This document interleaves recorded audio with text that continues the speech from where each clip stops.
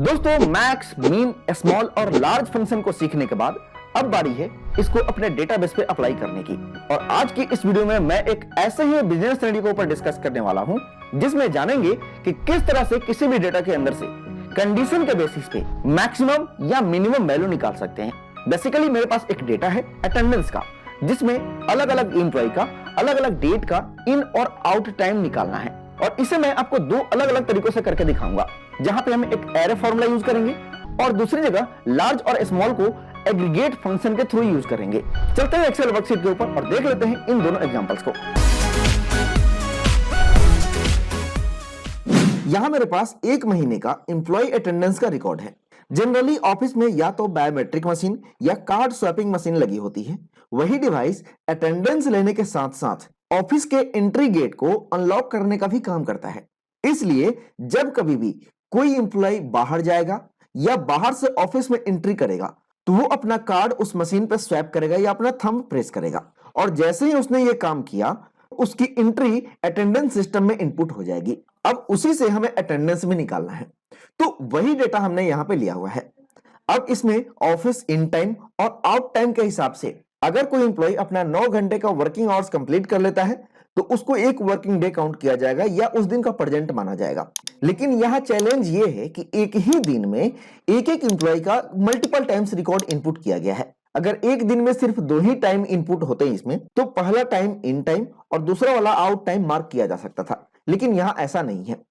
इसलिए हमें यहां हर एम्प्लॉय का हर डेट का ऑफिस एंट्री करते समय जो पहला उसका थंब इंप्रेशन या कार्ड स्वैपिंग होगा वो हम इन टाइम ले लेंगे, और फिर उसी दिन में सबसे आखिरी वाला टाइम जिसमें वो कार्ड स्वैप करता है या अपना थंब प्रेस करता है वो हम आउट टाइम कंसीडर करेंगे। इन दोनों के अलावा जो भी टाइम है उनसे हमें कोई मतलब नहीं, इन सबको इग्नोर कर देंगे और फिर आउट टाइम में से इन टाइम को माइनस कर देंगे तो हमारा टोटल वर्किंग आवर मिल जाएगा उस पर्टिकुलर डेट का। तो ये है पूरा लॉजिक, ये है पूरा कैलकुलेशन जिसे हम यहां पे करने वाले हैं।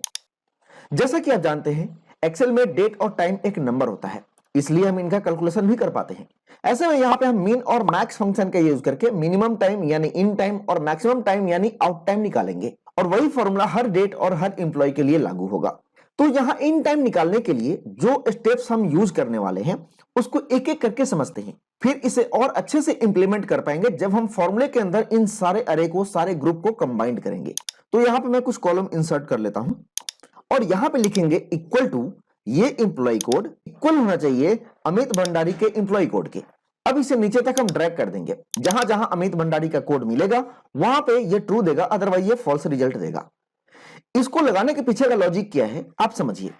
आपके पास दो कंडीशन है, एक कंडीशन है आपका एम्प्लॉय, दूसरा कंडीशन है उसने किस डेट को अपना कार्ड स्वैप किया है या थंब प्रेस किया है। और चूंकि हम मिनिमम वैल्यू निकाल रहे हैं इस एम्प्लॉय का किसी एक पार्टिकुलर डेट का, तो मिन फंक्शन के अंदर सिर्फ उतने ही पार्ट को लेकर जाएंगे जिसके अंदर हमें काम करना है, जिसके अंदर से हमें मिनिमम वैल्यू चाहिए, और सिर्फ उसी रिकॉर्ड को लाने के लिए हम इन पैरामीटर्स का यूज कर रहे हैं।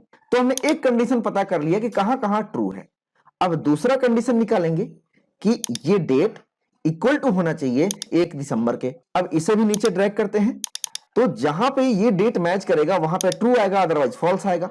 अब जैसा कि आप जानते हैं एक्सेल के अंदर ट्रू और फॉल्स एक लॉजिकल इनपुट होता है, जिसमें ट्रू इक्वल टू 1 और फॉल्स इक्वल टू 0 होता है। अब यहां पे हम इन दोनों ट्रू और फॉल्स को मल्टीप्लाई करें तो रिजल्ट हमें 0 और 1 में मिलेगा। जहां दोनों जगह ट्रू होगा वहां पे 1, अदरवाइज हमें 0 मिलने वाला है।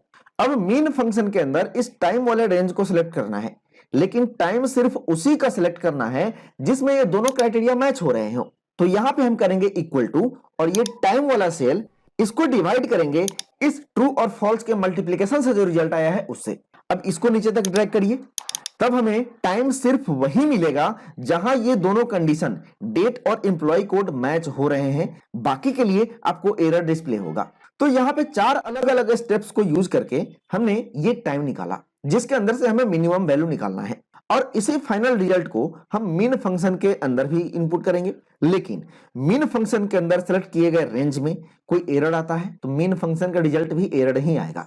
इसके लिए हम इफ एरर फंक्शन को यूज करेंगे, और इफ एरर के अंदर ये 4 अलग अलग सेल में जो हमने फॉर्मूले लगाए हैं इन सबको एक साथ कंबाइंड करेंगे और एक अरे बनाएंगे जिसे हमें मीन फंक्शन के अंदर ले लेना है। तो यहां पे लिखेंगे इक्वल टू, और इस टाइम वाले रेंज को सिलेक्ट करेंगे और इसे फ्रीज कर देंगे। इसके बाद यहां पे देंगे डिवाइडर का साइन और दो ब्रैकेट ओपन करेंगे और यहां पे हम सिलेक्ट करेंगे इस एम्प्लॉय कोड वाले रेंज को, इसे फ्रीज भी करेंगे और ये इक्वल टू होना चाहिए यहां दिए गए इस एम्प्लॉय कोड के। यहां डॉलर का खास ध्यान रखना है ताकि फॉर्मूले को कॉपी करके जब दूसरे सेल में पेस्ट करें तो गलत सेल का रेफरेंस ना ले। और यहां जो हमने सेल सिलेक्ट किया है उसका हम कॉलम फ्रीज करेंगे। इसके बाद कर देंगे ब्रैकेट क्लोज और यहां देंगे मल्टीप्लिकेशन का साइन यानी स्टार साइन और फिर से एक ब्रैकेट ओपन करेंगे और अब की बार हमारा दूसरा कंडीशन है ये डेट वाला रेंज, इसको भी फ्रीज करेंगे और ये इक्वल टू होना चाहिए यहां इस दिए गए डेट के। यहां हमें रो फ्रीज करना है इसलिए डॉलर का साइन रो नंबर के पहले लगाएंगे। इसके बाद करेंगे दो बार ब्रैकेट क्लोज। अब इसे ले लेना है इफ एरर फंक्शन के अंदर, तो यहां शुरू में लिखेंगे इफ एरर ब्रैकेट ओपन और एरर आने पे हमें ब्लैंक शो करे तो लास्ट में कॉमा और 2 times double inverted comma blank के लिए और ब्रैकेट क्लोज। अब ये हुआ एक कंप्लीट ग्रुप ऑफ रेंज या एरे जिसके अंदर अमित भंडारी का 1 दिसंबर का टोटल रिकॉर्ड होगा। अब इसी के अंदर से हमें सबसे मिनिमम नंबर निकाल लेना है, तो इसके लिए हम यहां शुरू में लगा देंगे मीन का फंक्शन, ब्रैकेट ओपन करेंगे और लास्ट में भी ब्रैकेट क्लोज करेंगे और यहां इंटरप्रेस नहीं करना है। चूंकि ये एक एरे फॉर्मूला है, हमने अलग अलग ग्रुप को एक साथ कंबाइंड किया हुआ है, इसलिए यहां रिजल्ट लाने के लिए कंट्रोल शिफ्ट इंटरप्रेस करना होगा और हमें मिल जाएगा अमित भंडारी का 1 दिसंबर का इन टाइम। अब हमें तो यह जानना है कि अमित भंडारी ने 1 दिसंबर को कितने घंटे काम किए। उसके लिए इस इन टाइम को आउट टाइम में से माइनस करना पड़ेगा और आउट टाइम निकालने के लिए हम इसी फॉर्मूले को यहां से यहां तक कॉपी कर लेते हैं और इस मीन को चेंज करके कर देंगे हम मैक्स और लास्ट में करेंगे माइनस और जो हमने कॉपी किया था फॉर्मूला उसको यहां पेस्ट कर देंगे।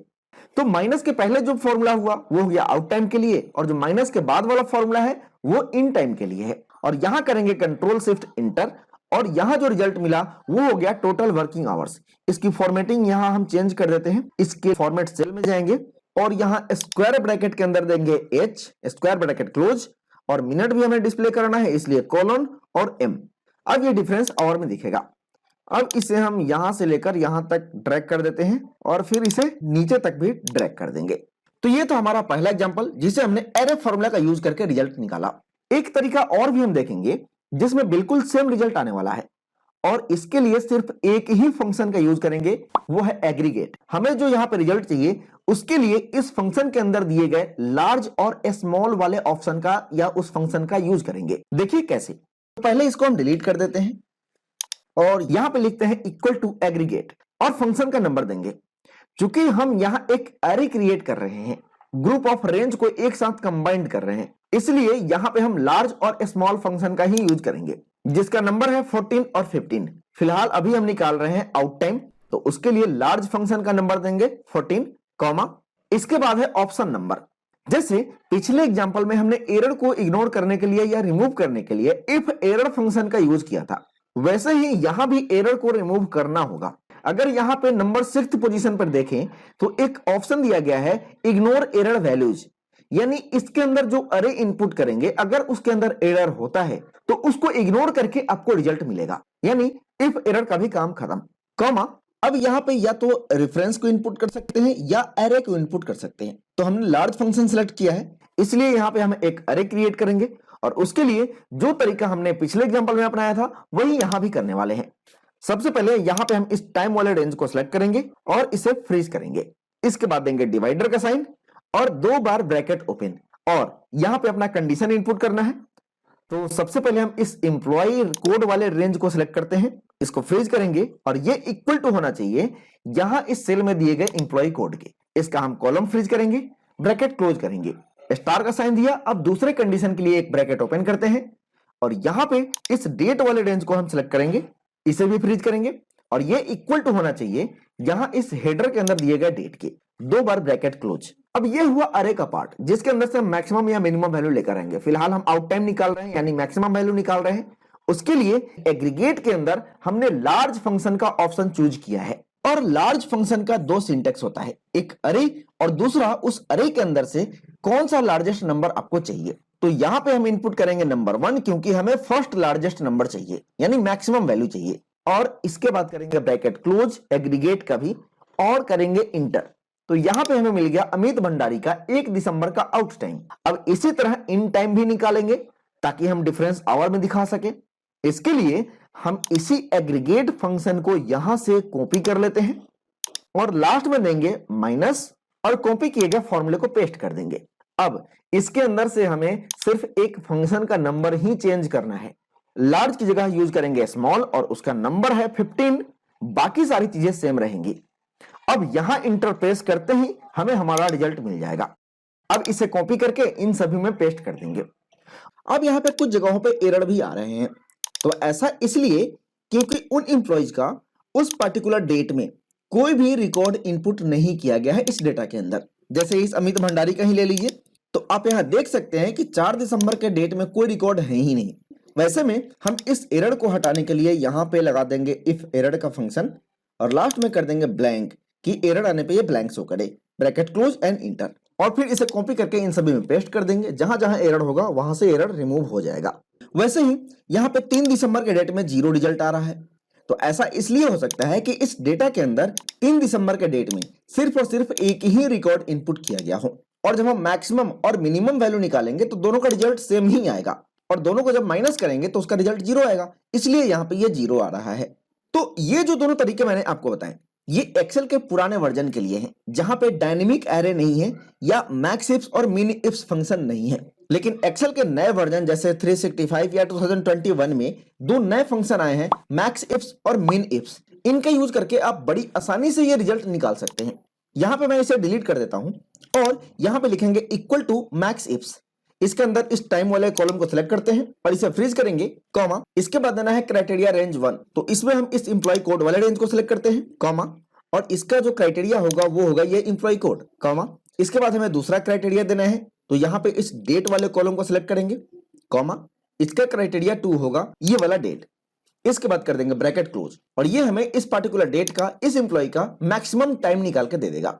इसी तरह इसमें से हमें इन टाइम को माइनस करना है, तो इसी फंक्शन को कॉपी करते हैं और यहां लास्ट में देंगे माइनस और कॉपी किए गए फॉर्मूले को पेस्ट कर देंगे, और यहां इस फॉर्मूले में मैक्स की जगह सिर्फ मीन कर देना है, और ये हो गया मीन इफ्स, बाकी सारी चीजें सेम रहेंगी, और इसे हम कॉपी करके यहां से यहां तक पेस्ट कर देंगे और हमें हमारा रिजल्ट मिल जाएगा। तो इस तरह से आज हमने सीखा कि किसी भी रेंज के अंदर से कंडीशन के आधार पर मैक्सिमम या मिनिमम वैल्यू निकालना हो कैसे निकाल सकते हैं। आई होप आप इन सारे एग्जांपल्स को अच्छे से समझ गए होंगे। मिलेंगे नेक्स्ट वीडियो में ऐसे ही किसी नए और इंटरेस्टिंग टॉपिक को लेकर, तब तक के लिए नमस्कार। Thanks for watching this video.